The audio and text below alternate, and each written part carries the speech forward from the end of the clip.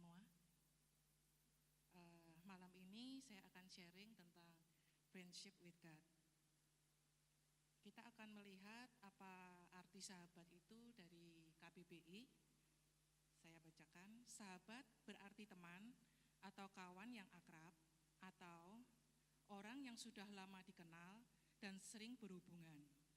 Kata ini juga bisa merujuk pada sekutu atau orang yang bersekutu. Dalam konteks yang lebih luas, sahabat adalah orang yang menerima kita apa adanya, berikan dukungan dan menjadi tempat berbagi. Saya cukup setuju dengan apa yang dikatakan di KBBI ini, dan saya ingin menggarisbawahi bahwa di kata-kata tadi, sahabat adalah orang yang menerima kita apa adanya.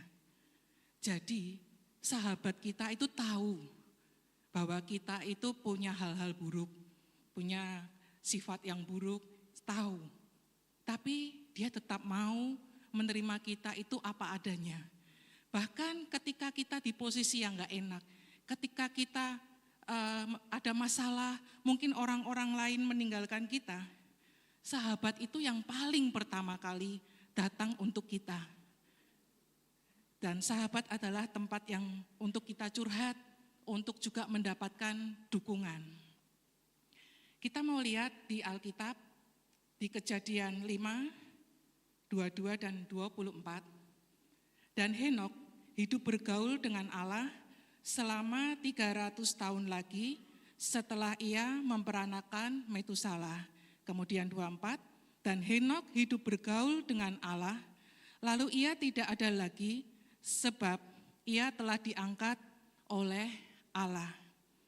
Henok adalah keturunan Adam yang ketujuh dari anaknya Set. Henok ini tidak banyak dibahas di Alkitab. Tetapi mau tidak mau kita mengakui bahwa Henok ini adalah orang yang luar biasa. Orang yang sangat diperkenan oleh Tuhan karena dia diangkat. Dicatat lagi tentang pengangkatannya itu di kitab Ibrani. Kemudian di kitab Yudas juga dikatakan bahwa Henok ini bernubuat. Tapi saya tertarik Henok yang dicatat di Kejadian 5. Karena di situ ditulis tentang keturunan Adam. Di dalam perikop itu dikatakan bahwa Adam memperanakan Set di umur berapa, kemudian masih hidup sampai berapa tahun, meninggalnya di umur berapa. Tapi khusus di Henok, saya melihat ada hal yang berbeda yang dituliskan, yaitu bahwa Henok hidup bergaul dengan Allah. Dan itu diulang 2 kali di ayat 22 dan 24. Henok hidup bergaul dengan Allah. Bisa saya sebut bahwa hidup bergaul dengan Allah adalah bersahabat dengan Allah, bersahabat dengan Tuhan. Saya percaya bahwa kita semua yang di sini pun bisa hidup bergaul dengan Tuhan, bisa menjadi sahabatnya Tuhan. Bagaimana menjadi sahabatnya Tuhan? Yang pertama pasti adalah memiliki iman. Di dalam Yakobus 2 ayatnya yang ke-23 dikatakan, dengan jalan demikian genaplah nas yang mengatakan, lalu percayalah Abraham kepada Allah, maka Allah memperhitungkan hal itu kepadanya sebagai kebenaran. Karena itu Abraham disebut sahabat Allah. Jadi bisa dikatakan sahabat Allah adalah karena percaya. Abraham adalah bapak orang beriman, bapak orang percaya. Dan dikatakan jelas di dalam Yakobus, lalu percayalah Abraham kepada Allah, dan selanjutnya dikatakan sahabat Allah. Saya percaya bahwa Bapak Ibu semua yang ada di tempat ini adalah orang-orang yang beriman kepada Tuhan kita Yesus Kristus, dan saya percaya kita semua adalah sahabatnya Allah. Kita mau lihat klip berikut.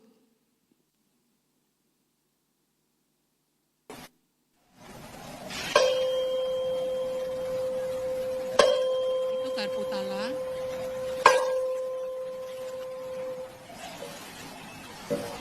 Tapi frekuensinya beda ya. Ini sekarang sama. Yang di sebelahnya bergetar.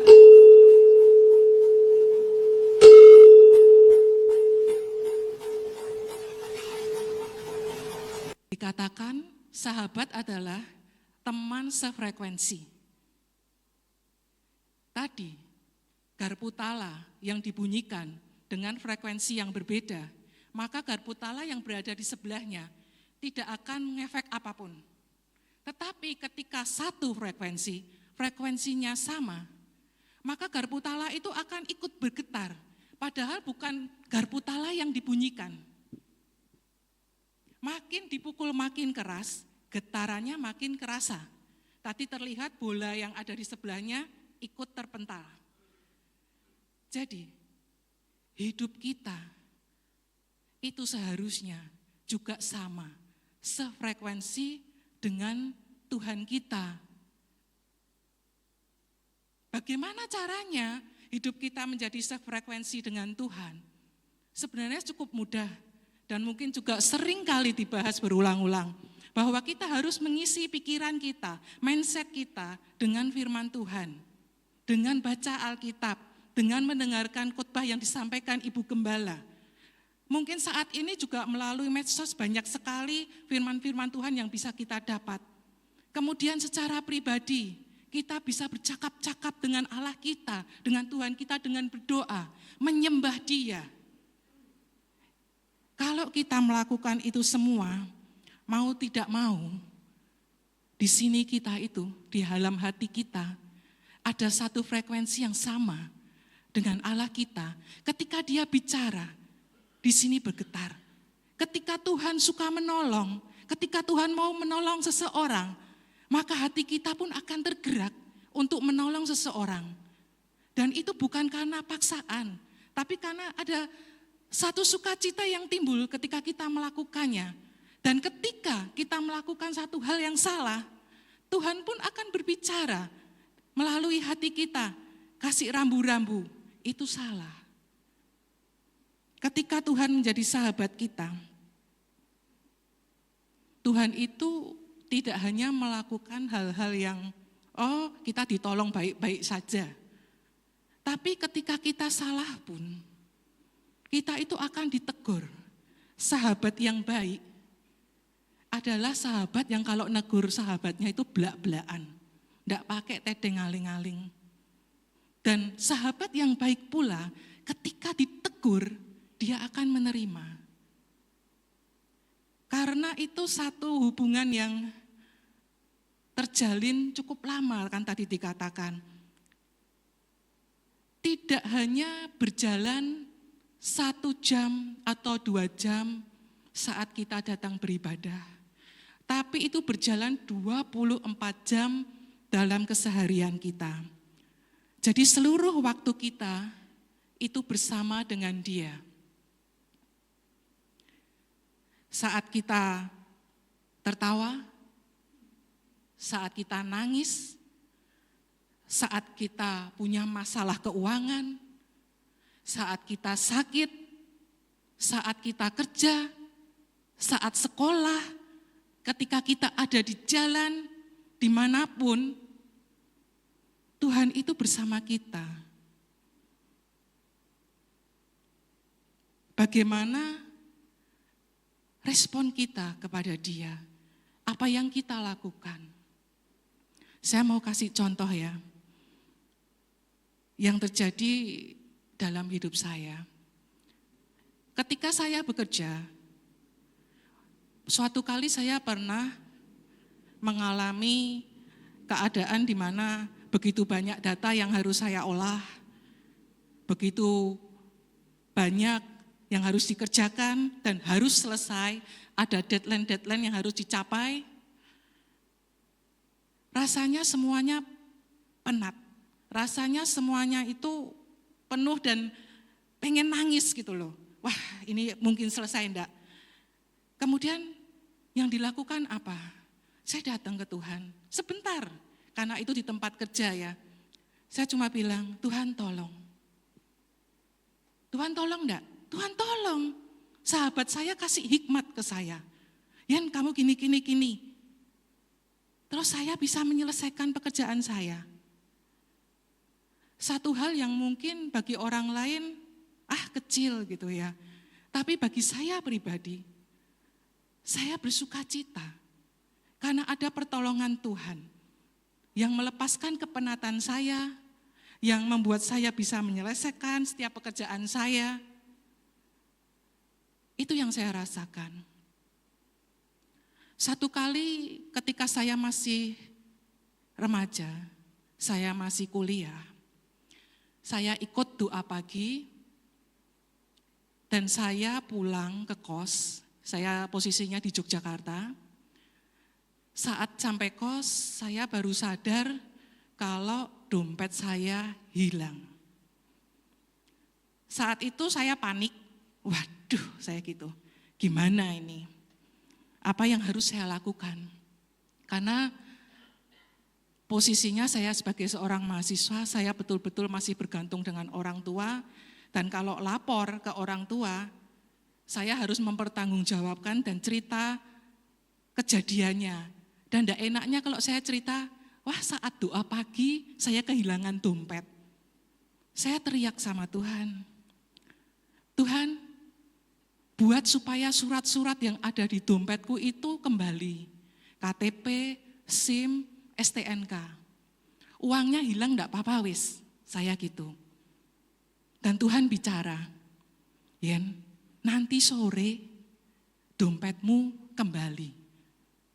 Seketika itu di hati saya langsung ayem. Langsung saya tuh, aku percaya, dompet saya bakal kembali. Kemudian saya ke kampus melakukan aktivitas seperti biasa. Dan pulang kampus saya menunggu. Sebetulnya secara logika tidak mungkin, karena SIM, KTP, dan STNK saya itu alamatnya Magelang.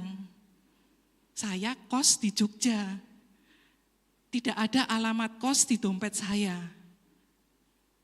Kenapa saya begitu yakin dengan apa yang dikatakan sahabat saya gitu loh. Tapi saat itu saya enggak tahu, yang penting hati saya ayem, saya gitu, dan saya menunggu. Dan betul, enggak berapa lama tiba-tiba saya di lantai 2, dari lantai 1 sudah ada yang cari saya. Yen, dicari gitu. Saya langsung turun, saya yakin sekali itu yang mengembalikan dompet saya. Dan betul, kok bisa dompet saya kembali? Karena sahabat saya yang begitu baik, mengirimkan orang yang menemukan dompet saya juga begitu baik. Sampai repot-repot cari tahu, ini mahasiswa STE kuliah di Jogja kehilangan dompetnya. Tanya-tanya, kira-kira ikut kegiatan di mana ya, kok sampai dompetnya jatuh di Beskalan, itu dekat belakang Malioboro. Dan akhirnya dia ketemu sama pendeta saya. Pendeta saya ngasih tahu alamat kos. Kalau dipikir-pikir kan, sesuatu yang sudah Tuhan rancangkan sedemikian rupa. Sahabat yang luar biasa, yang bisa melakukan itu semua, yang bisa memberikan dukungan untuk kita. Pernah enggak Yen mengalami hal yang buruk? Pernah. Satu kali saya itu tahun 2024, dari tahun kemarin, bulannya saya enggak ingat persis, saya itu tersinggung berat sama seseorang. Hati saya sakit ketika saya ngomong ke suami dan suami menasihati saya, kamu harus mengampuni. Saya bilang enggak mau, karena saya marah. Sampai keesokan harinya, pagi hari, saya masih aktivitas di dapur, tiba-tiba Tuhan bicara, Yen, ingat enggak? 1 minggu yang lalu, aku bicara sama kamu. Apapun yang terjadi, aku mengasihi kamu. Di situ saya menangis, saya bilang, saya ingat. Dan kalau Tuhan sudah bicara seperti itu, Tuhan sudah bilang, aku mengasihi kamu. Hati saya itu sudah luluh. Ya sudah Tuhan, saya mau mengampuni. Saya mau belajar melupakan. Tidak enak, tapi itu yang sahabat saya mau. Dan saya ingin kita yang berada di tempat ini semuanya mengalami menjadi sahabatnya Tuhan. Kita ingat malam hari ini ketika kita mau datang menyembah Dia, semua apa yang sudah Tuhan lakukan dalam hidup kita. Pekerjaan-pekerjaan Tuhan yang sudah Tuhan kerjakan secara pribadi masing-masing dalam hidup kita. Bahwa kita mau nyatakan bahwa kita ingin mengenal Dia lebih dalam.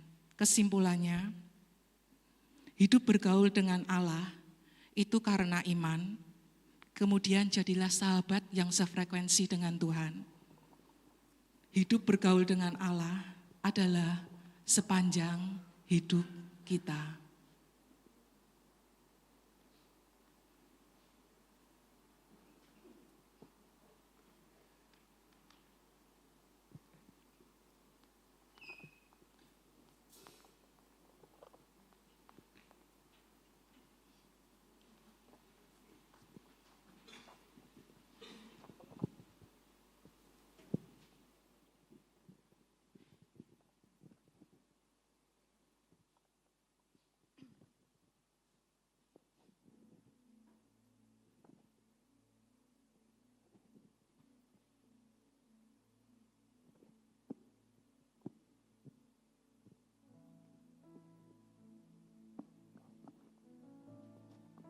Nyanyikan lagu ini dari hatimu.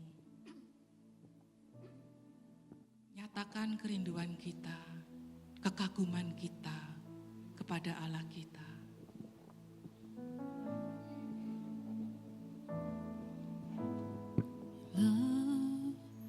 Ku buka mataku dan lihat wajahmu, ku terkagum bila ku lihat hidupku dan karya tanganmu. Ku tersanjung karena semua yang baik dalam hidupku, itulah karyamu. Kau beri kesempatan yang baru,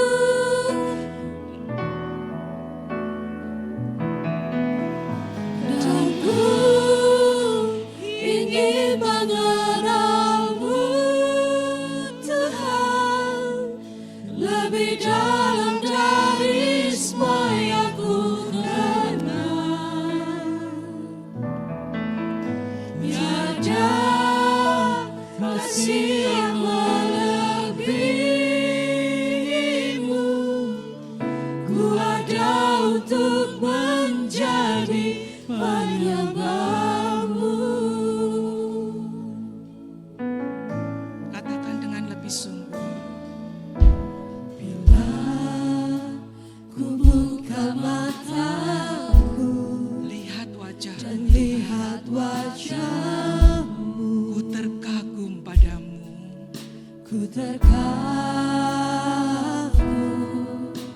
bila ku lihat hidupku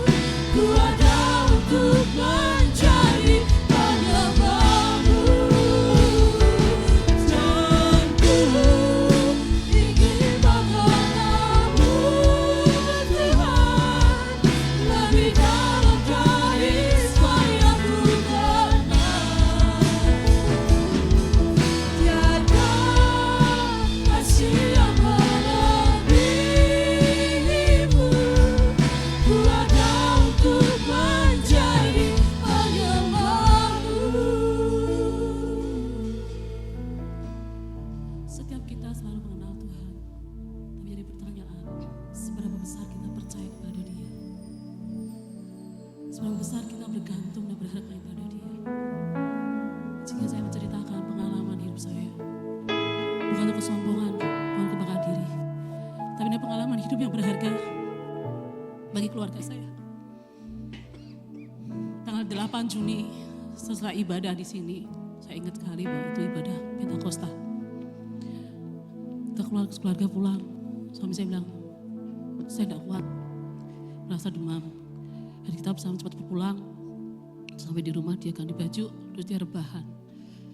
Tapi saya sadar ternyata dia udah demam panas. Dan tiba-tiba dengan sekejap seluruh tubuh dia menjadi kuning semua. Dalam benak saya, Tuhan kenapa diagnosa dokter cuma asam lambung? Kenapa dia harus badannya kuning semua seperti ini? Dan semua kuning dan mata semakin kuning. Saya Tuhan, dalam hati saya mulai pergumulan itu muncul. Sakit dia nggak biasa-biasa. Mulai kekhawatiran, ketakutan, semua bercampur dalam pikiran dan hati saya. Saya bilang, Tuhan, tolong saya. Apa yang saya lakukan? Dia bilang anak saya, ya siap-siap bawa Api ke rumah sakit. Tidak bisa lagi ke dokter. Siap-siap, saya bilang cepat packing baju.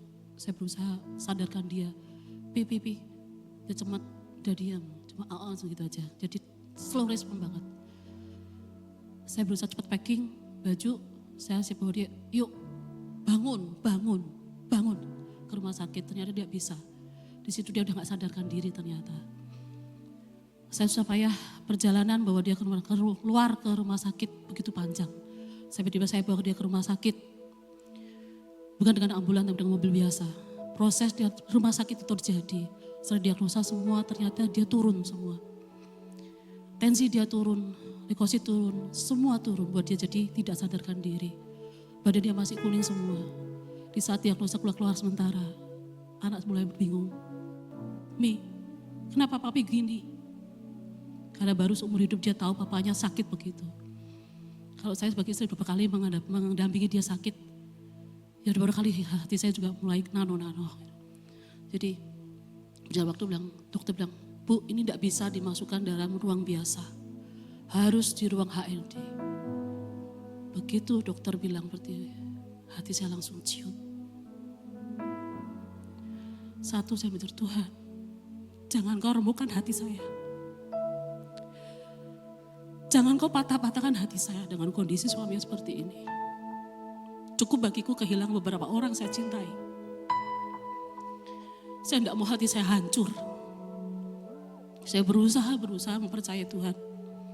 Saya lihat anak nangis terus. Mipi. Terus saya bilang, Tuhan tolong. Saya gak mungkin nangis di depan anak. Tapi saya harus berjuang menguatkan hati saya di depan anak. Dan saya harus memperjuangkan buat dia tetap sadar bagaimana. Dia bilang sama anak saya, kondisi seperti ini ya hanya Tuhan yang bisa nolong kita. Bukan manusia, bukan dokter. Hanya Tuhan yang bisa nolong kita. Hanya Tuhan yang bisa nyembuhin papimu. Bagianmu, bagian mami. Berdoa sebisa mungkin. Kamu bisa bahasa roh. Mami juga gak bisa ngomong, mami cuma bisa bahasa roh. Sebisa yang kita ngomongin, kita berdoa, kita jerit Tuhan. Minta kesembuhan buat papi. Kita punya hak kesulungan untuk minta kesembuhan buat papi. Hanya Tuhan yang bisa nyembuhin. Begitu saya bilang, dia berdoa bahasa roh dan saya juga berdoa, Tuhan tolong saya. Tuhan tolong saya. Tuhan tolong saya. Minta belas kasihanmu Tuhan buat suamiku. Saat dia berdoa Tuhan katakan, tenang nak, aku ada bersertamu. Tenang, jangan takut, aku ada bersertamu. Saya dengar suara itu, saya bilang, Tuhan jika Engkau menyertai aku, Engkau ada di sini. Di rumah sakit ini, di sisiku. Buat hatiku tenang. Buat hatiku tenang, buat aku gak takut. Buat aku gak merasa ketakutan. Buat aku gak cemas, buat aku gak khawatir. Dengan sekejap Tuhan berikan balik tangan. Ada satu kedamaian dan ketenangan yang luar biasa. Dalam hati saya saat itu juga. Saya hadapi semua proses dengan tenang. Sampai suami masuk keluar. Begitu dibawa masuk keluar HND. Suster mengatakan, Bu, saat di sini jangan keluar masuk. Tinggal di dalam. Saya gak pikir panjang, jawab, iya. Tetapi anak sadar, Mi, kita makannya gimana? Kita seperti dikarantina dalam ruangan HND itu. Saat itu Tuhan katakan, Tuhan, ya kalau saya bisa puasa, tapi anak enggak bisa. Tapi Tuhan katakan lagi, percayalah, aku sanggup mengirimkan orang-orang. Seperti Tuhan mengirimkan burung gagak pada Elisa di tepi sungai Kerit. Dan kirimkan burung gagak, memberikan Elisa makan roti dan daging. Begitu juga Tuhan kirimkan orang-orang untuk berkati saya dan anak saya. Kami di dalam 3 hari tidak kelaparan. Karena Tuhan kan kirimkan dan gerakan orang untuk berkati saya. Berikan makan, berikan roti. Saya Tuhan sampai anak bilang, Mi, masa kita makan roti terus? Percaya anak, bangsa Israel aja makan roti mana, kita pun juga makan roti. Jika bangsa Israel makan daging, kita juga makan daging. Iman nih, percayai. Tuhan kirimkan itu buat kita selama kita di rumah sakit. Hari benar semua itu digerapi. Sampai ketika HUSG, suster mengatakan, Bu, rumah sakit HND biaya sekian juta. Lab komplit sekian juta. USG sekian juta. Dan bahkan terakhir MRCP sekian juta.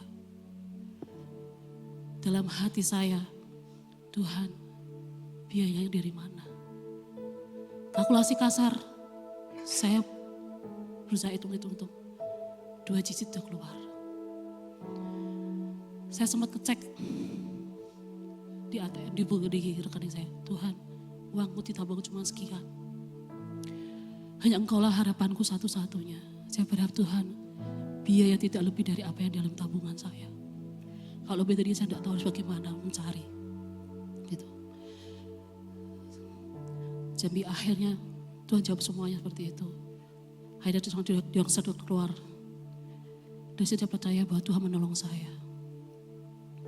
Ketenangan dalam batin luar biasa dalam hati saya. Saya bisa menghadapi semua dari masalah dalam kehidupan.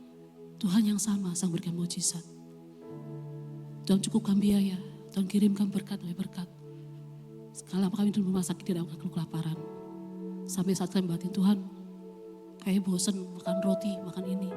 Tuhan, aku cuma kepingin buah. Tuhan kirimkan. Dari situ anak saya melihat Tuhan, Engkau baik. Satu pelajaran yang luar biasa dalam hati saya dan anak saya. Kita berharap kepada Tuhan. Tuhan yang sama. Tuhan yang gak berubah. Dia berjanji selalu menepati janjinya. Apapun dalam hidup kita, percayalah Tuhan menyertai kita. Dalam tinggal tenang, disitulah kekuatan kita. Tuhan adalah Tuhan yang membuat mujizat. Dulu, sekarang, dan selamanya. Masalah kita berbeda-beda, tapi percayalah Tuhan kita sama. Tuhan pembuat mujizat. Tuhan yang setia. Dia sanggup mengadakan segala perkara. Saya rindu semua jemaat-jemaat ini sama-sama. Yuk kita percayai Tuhan kita yang luar biasa. Biarlah kita tenang dari Tuhan. Kita merasakan hadirat Tuhan. Kita bisa merasakan betapa Dia baik. Dia luar biasa. Apa yang kita butuhkan, pergumulan, keuangan, kesehatan, apapun. Dia sanggup berikan bagi kita. Karena anugerahnya cukup bagi kita. Kebaikannya sangat baik buat kita. Berkali-kali Dia menolong kita.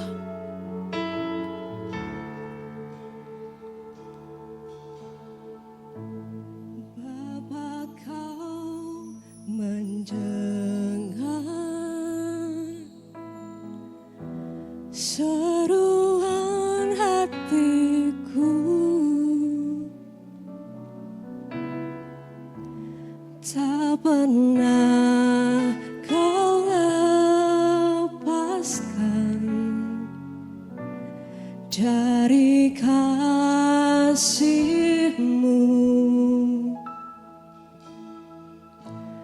Lewat lembah kelam, Kau temani aku.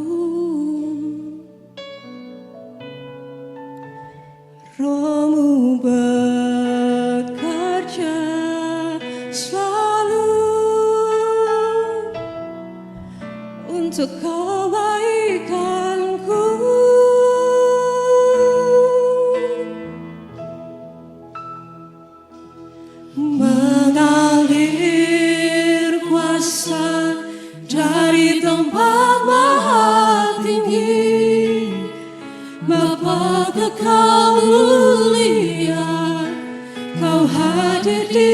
sini, memulihkan hati, menyembuhkan yang terluka. Ku kan tenang bersamamu, Bapa.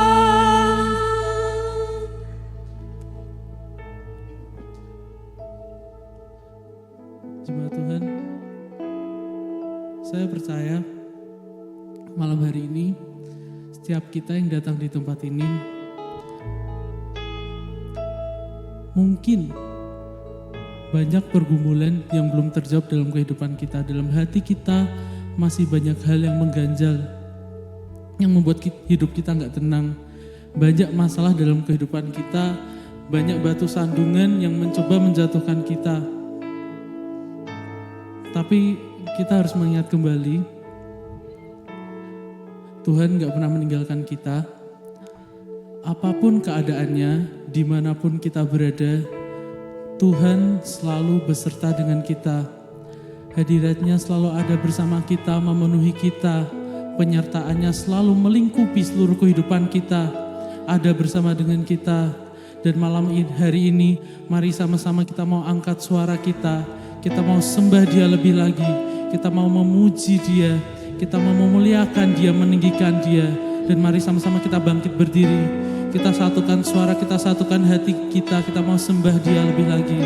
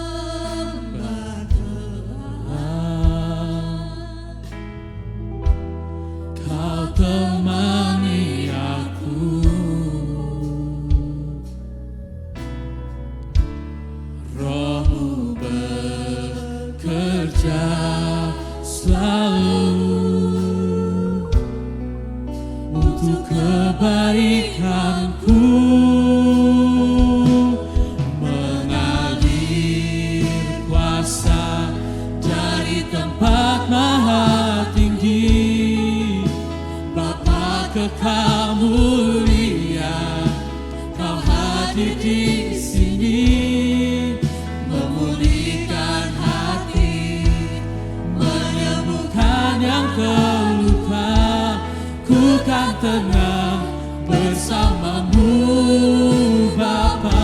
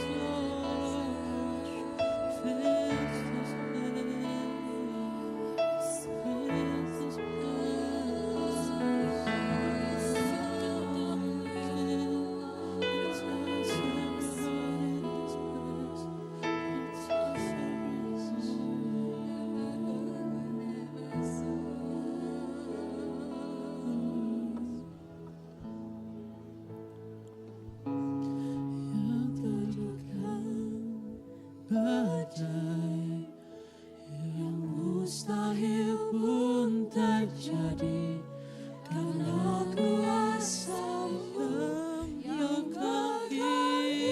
hidupku, yang buka jalan bagiku. Kau pembuat mujizat sejati, membelah laut yang terjunkan badai, yang mustahil pun terjadi karena kuasa-Mu yang pegang hidupku, yang buka jalan bagiku. Kau pembuat mujizat sejati.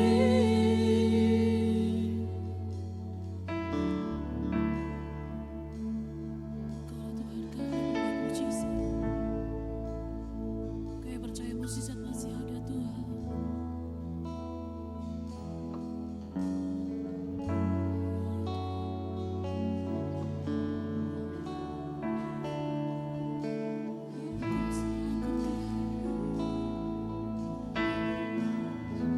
Kau sanggup berikan bagi kami Tuhan.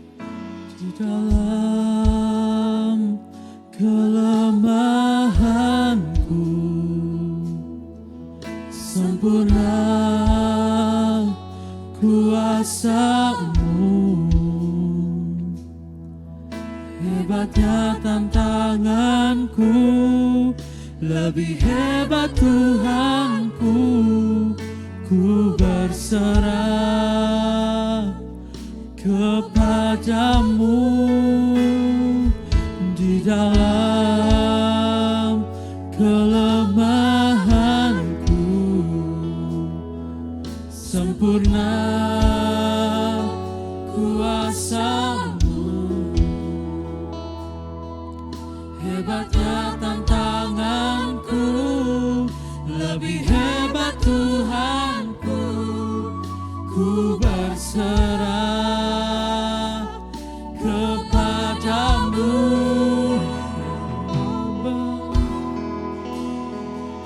Yang membelah laut, yang teduhkan badai, yang mustahil pun terjadi karena kuasa-Mu yang pegang hidupku, yang buka jalan bagiku. Kau pembuat mujizat sejati.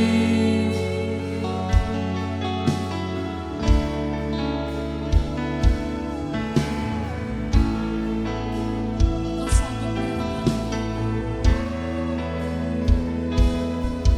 Di dalam kelemahanku, sempurna kuasa-Mu. Hebatnya tantanganku, lebih hebat Tuhanku. Ku berserah kepadamu. Yang membelah laut, yang teduhkan badai, yang mustahil pun terjadi karena kuasa-Mu yang pegang hidupku, yang buka jalan bagiku.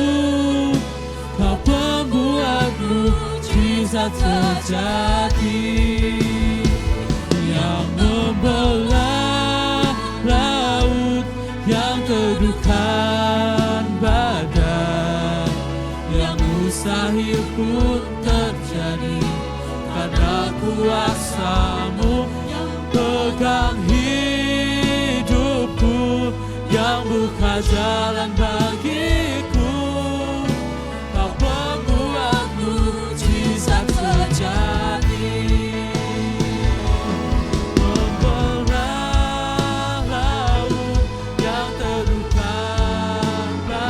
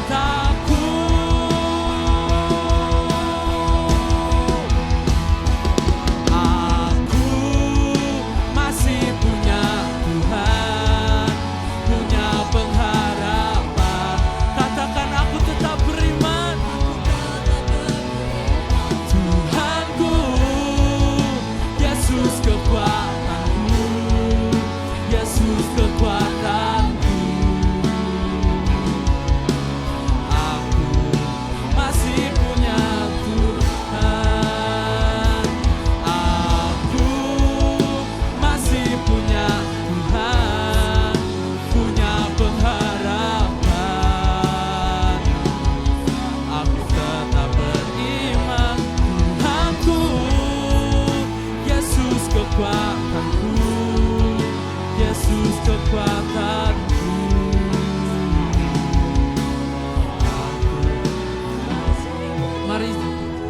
Mari jemaat saja nyanyikan. Aku masih punya Tuhan, punya pengharapan.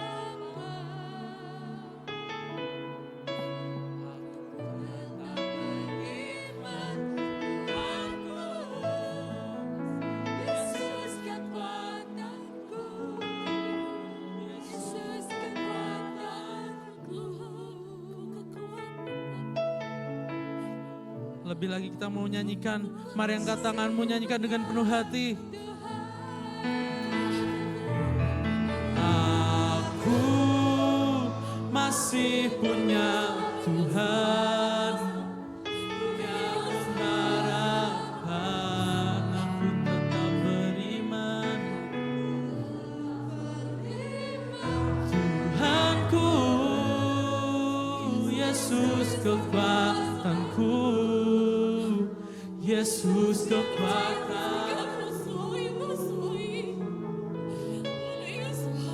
Aku masih punya Tuhan.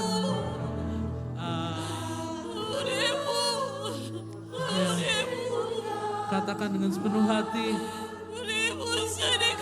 Nyatakan iman. Aku tetap Dia Tuhan kita, Dialah kekuatan kita. Ya Yesus,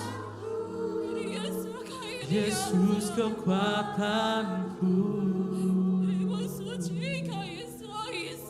Aku masih punya Tuhan. Lebih lagi kita mau nyanyikan. Aku masih punya Tuhan, punya pengharapan. Aku tetap beriman, Tuhanku, Yesus kekuatanku, Yesus kekuatanku.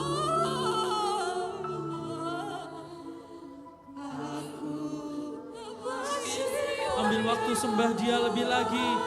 Naikkan suaramu, sembah Dia lebih lagi. Sembah Tuhan. Masih punya Tuhan, punya pengharapan. Aku tetap beriman. Yesus kekuatanku, Yesus kekuatanku.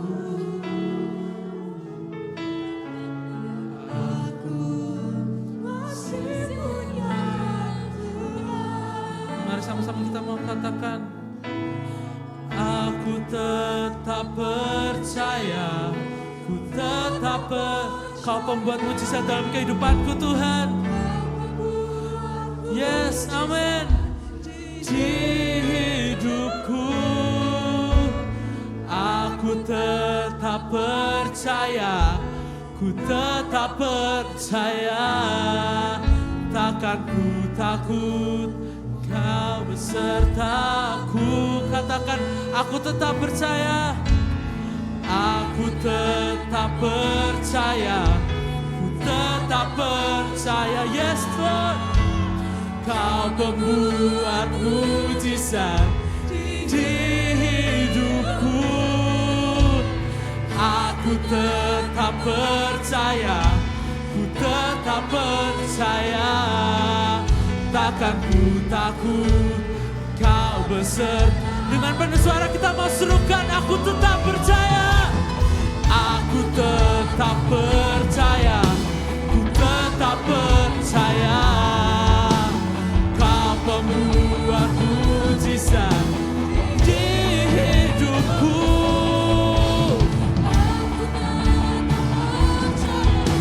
Ku tetap percaya. Takkan ku takut, Kau besertaku.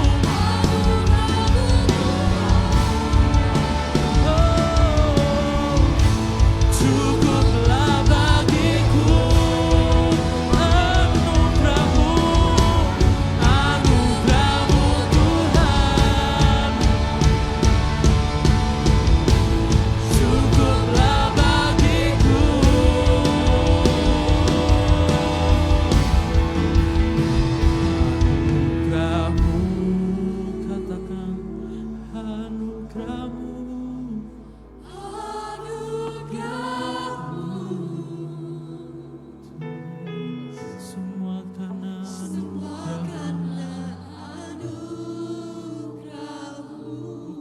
kekuatan dan hebat kami Tuhan, bukan karena kekuatanku.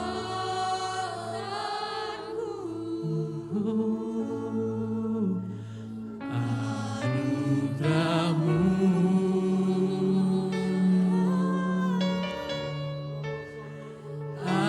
anugerah-Mu Tuhan, kasih dan sayang-Mu, sumber kekuatan bagiku. Cuma Tuhan nyanyikan anugerah-Mu.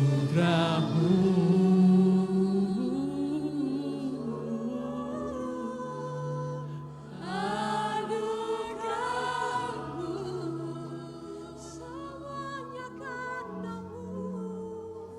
semua karena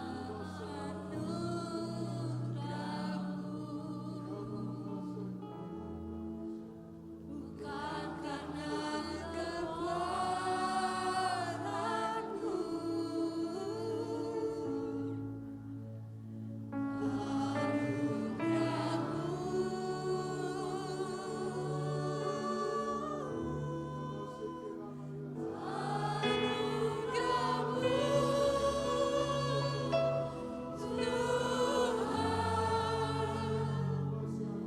Kasih dan sayang-Mu, sumber kekuatan bagiku.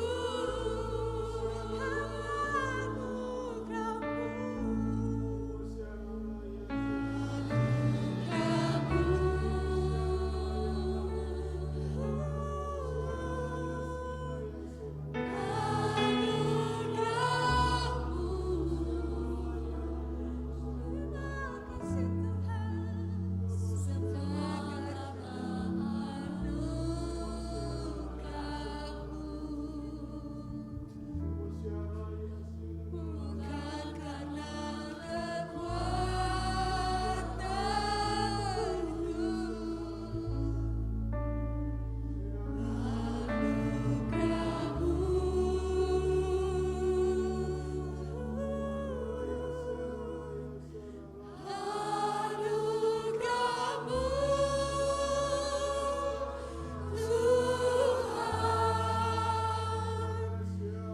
kasih dan sayang-Mu, sumber kekuatan bagiku.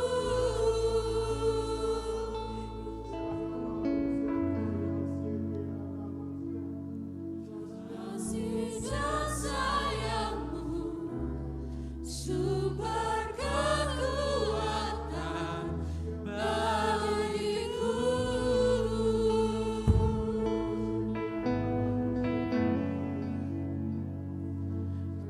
Kasih dan sayang-Mu, sumber kekuatan bagiku.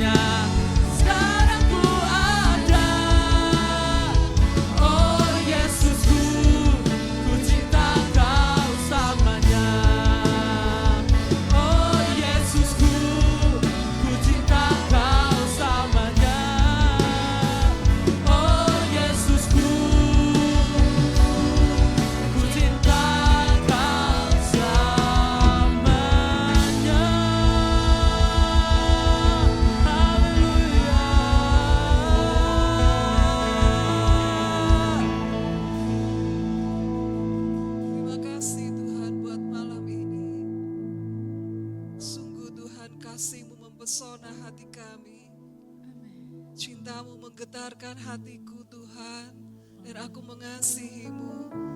Tuhan, kami semua yang hadir di sini, kami mengasihi Engkau Yesus. Engkau lebih dari seorang sahabat, dan kami ingin Tuhan menjaga hati ini supaya tetap sefrekuensi dengan-Mu. Supaya setiap kali kami mendengar suara-Mu, hati kami bergetar, hati kami bergelora, cinta kami bergelora kepadamu. Terima kasih ya Tuhan, terima kasih Tuhan, terima kasih.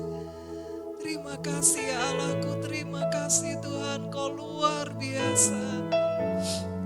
Terima kasih Tuhan, betapa kami mengasihi-Mu, betapa kami mengasihi-Mu. Terima kasih Tuhan, terima kasih. Mari sama-sama kita mengangkat tangan kita untuk menerima berkat yang dari Tuhan. Sidang jemaat yang dikasihi Tuhan, jika sungguh-sungguh kau mendengarkan suara Tuhan Allahmu dan melakukannya dengan setia, maka diberkatilah keluargamu dan pernikahanmu, imanmu, pekerjaanmu, kesehatanmu, studimu, dengan bawa segala berkat dan sukacita surgawi. Tuhan memberkati dan melindungi engkau.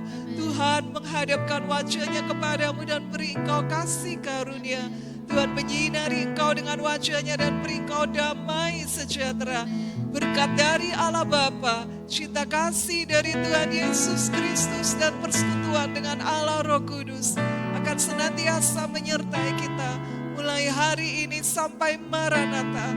Haleluya. Amin. Selamat malam, Tuhan memberkati.